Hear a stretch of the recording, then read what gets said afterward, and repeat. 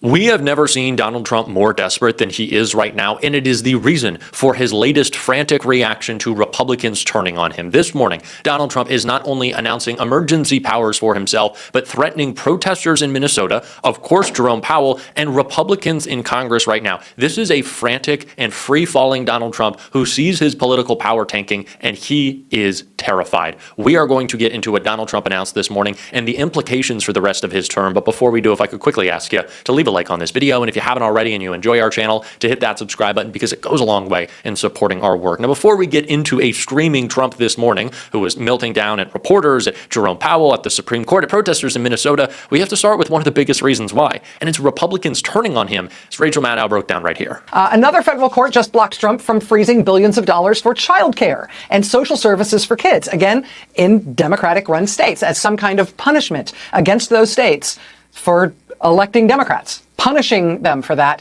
by cutting off the Temporary Assistance to Needy Families program. Because, you know, what would Jesus do?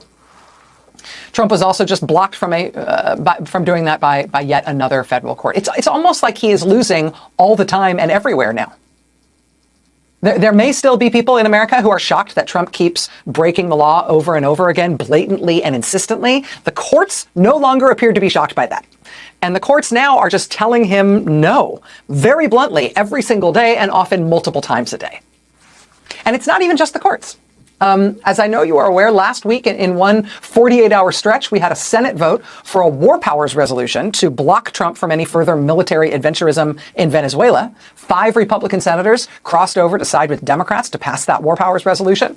It was enough to advance that. It's going to get another vote in the Senate this week. That came right on the heels of 17 Republicans in the House breaking ranks with Trump and siding with Democrats on the Affordable Care Act, to try to at least temporarily undo the disastrous decision Trump and Republicans made in their so-called Big Beautiful Bill, the decision to send tens of thousands of American families' health insurance rates through the roof.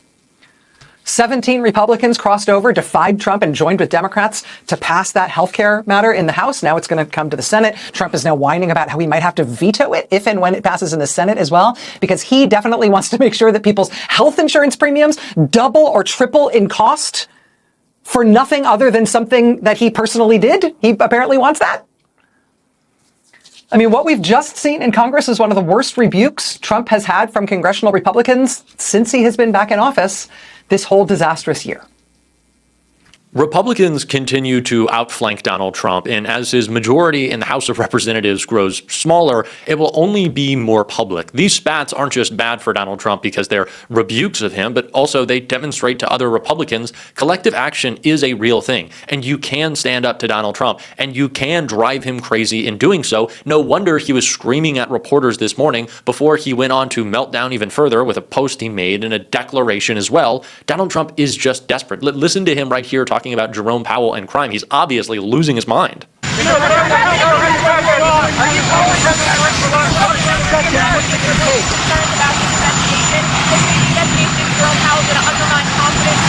Well, he's billions of dollars over budget, so he either is incompetent or he's crooked.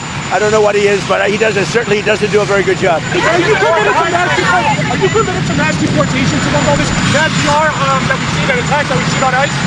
We're getting rid of a lot of people that are criminals that shouldn't be in our country. They came in through Biden's open borders, and we're getting them out of our country. That's why our crime numbers are so good.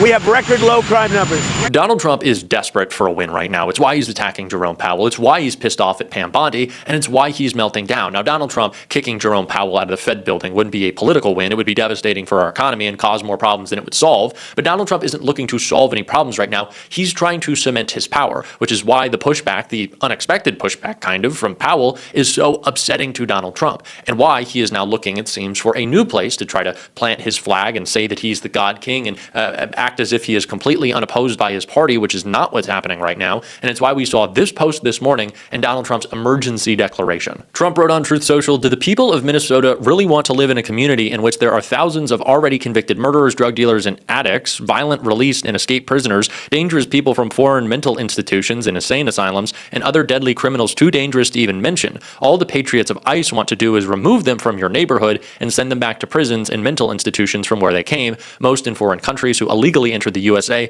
through sleeping creepy Joe Biden's horrible open border policies. Every place we go, crime goes down. In Chicago, despite a weak and incompetent governor and mayor fighting us all the way, a big improvement was made. Thousands of criminals were removed. Minnesota Democrats love the unrest that anarchists and professional agitators are causing because it gets the spotlight off of the $19 billion that was stolen by really bad and deranged people. Fear not, great people of Minnesota, the day of reckoning and retribution is coming. That very vague threat also comes as Donald Trump declares a national emergency to shield Venezuelan oil cache. So Donald Trump is declaring a national emergency because he wants to protect his wasteful occupation, it seems like we're going to have in Venezuela, at the same time as he says he's sending ICE to Minnesota because of Somali fraud that was already being tackled by the Biden DOJ and already being tackled by Tim Walz's administration.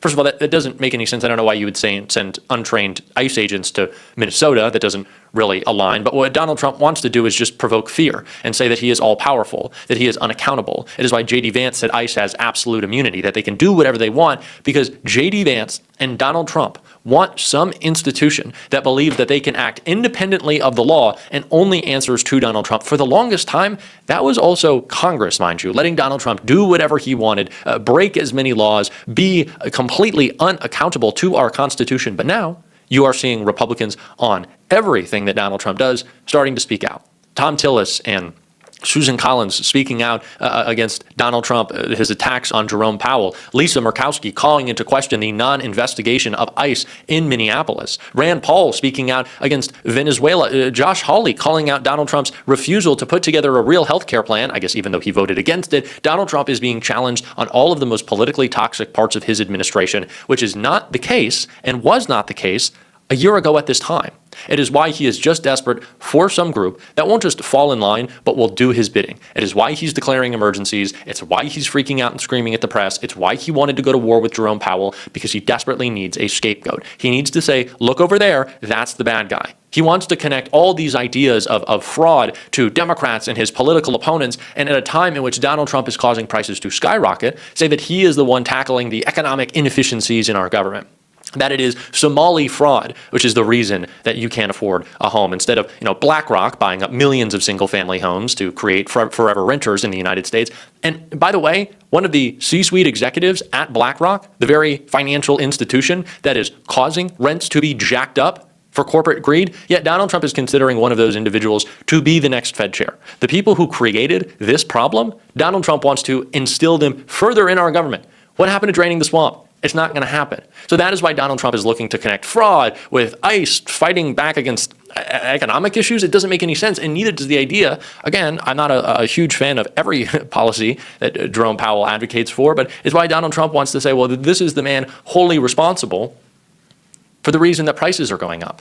But that's not the case. Donald Trump is the reason that prices are going up. Powell, in fact, has worked to limit inflation and limit unemployment, which has only gone up under Donald Trump's administration. 65,000 jobs, manufacturing jobs lost last year alone. So Donald Trump is desperate to make these connections. He is desperate to scapegoat someone, and it is not working because his message does not land. And Elizabeth Warren is making sure it doesn't.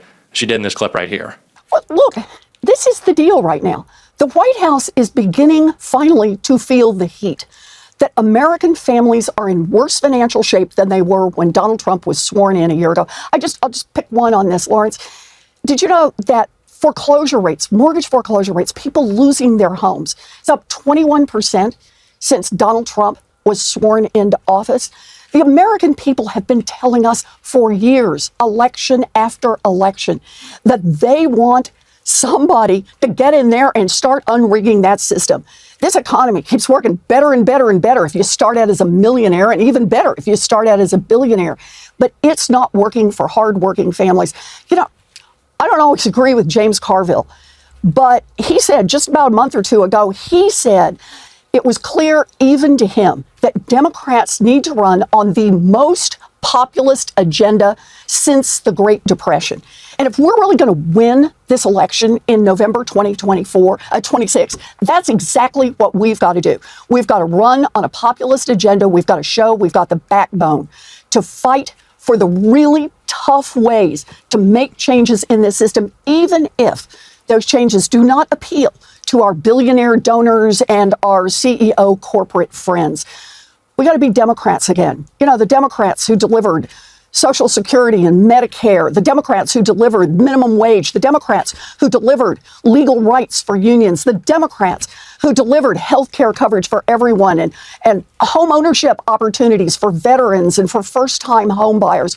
We've got to be the people who make the concrete offers about the changes we're going to make and show that we're willing to get in this fight to get it done, because we got to win in November. Donald Trump understands that he has no economic message of substance that is actually landing. It's funny, Jerome Powell is one of the most popular, I guess I should say least unpopular, public figures in our politics. And Donald Trump has waged a pretty bad war. It is not going to work.